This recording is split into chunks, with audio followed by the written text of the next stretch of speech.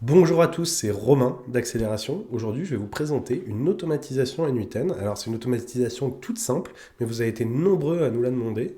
Et c'est comment on fait pour récupérer des informations d'un formulaire. Donc là, en l'occurrence, on va voir via un formulaire N8N. Et comment les envoyer. Ça peut être dans votre CRM ou ça peut être directement pour recevoir une notification sur Slack. Donc aujourd'hui, on va s'intéresser avec un formulaire N8N. C'est un formulaire en soi que vous pouvez intégrer en iframe sur votre site internet. Donc ça pourrait être un formulaire de votre site internet. Et derrière, de quelle manière ce formulaire, je veux avoir la data qui remonte sur Notion et sur Slack. Donc cette automatisation, elle est gratuite à télécharger directement sur notre site internet, accélération.com. Si vous avez la moindre question, vous pouvez directement nous laisser un petit commentaire sur cette vidéo. Le lien de téléchargement de l'automatisation est en description de la vidéo. Et si vous aimez notre contenu, n'hésitez pas à vous abonner.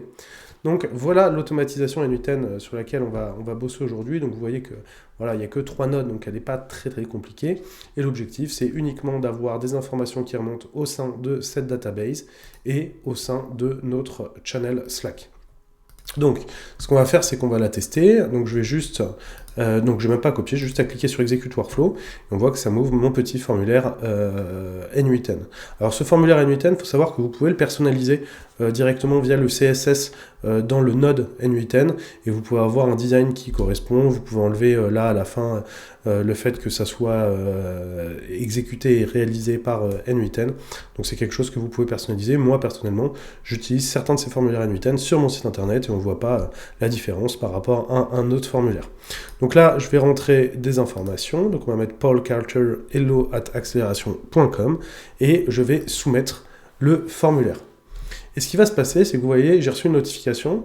Alors là, normalement, je vais avoir sur mon channel, sur Notion, pardon, je vais avoir la nouvelle ligne hello@acceleration.com avec Paul Carter qui apparaît.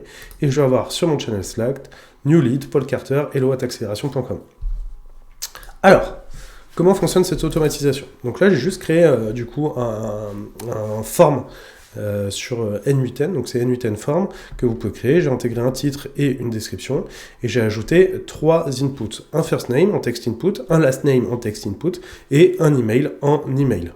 Et derrière, c'est ce que je vous disais, pour le personnaliser, vous pouvez aller ici, et ici, vous avez la possibilité de pouvoir ajouter Custom Form Styling, et là, vous pourrez par la suite modifier et styliser votre formulaire à votre guise.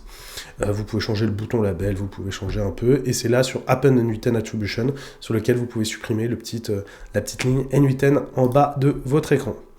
Une fois qu'on a fait ça, du coup, on a juste à Create a Row, Add a Row, On, donc c'est Create a Database Page on Notion. Et donc là, vous pouvez voir qu'on ajoute email, first name, last name.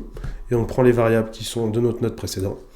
Et sur Slack, de la même façon, on fait new lead et on prend les variables de notre node form lead capture qui nous permet de pouvoir créer cette nouvelle ligne et ça l'envoie automatiquement sur Slack. Et en fait, ça, là, ça s'applique sur Slack, mais sur Notion, mais ça pourrait s'appliquer à n'importe quel de vos CRM, avec n'importe quel type de formulaire. L'idée, c'est juste de comprendre l'exécution.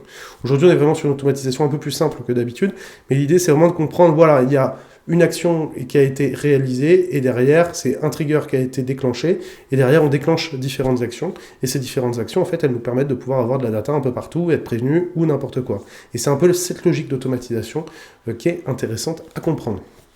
Donc voilà, pour rappel, cette automatisation, vous pouvez la télécharger gratuitement sur notre site internet accélération.com. Donc le lien en description de cette vidéo. Si vous avez la moindre question, n'hésitez pas, on se tient disponible et on vous souhaite une excellente journée.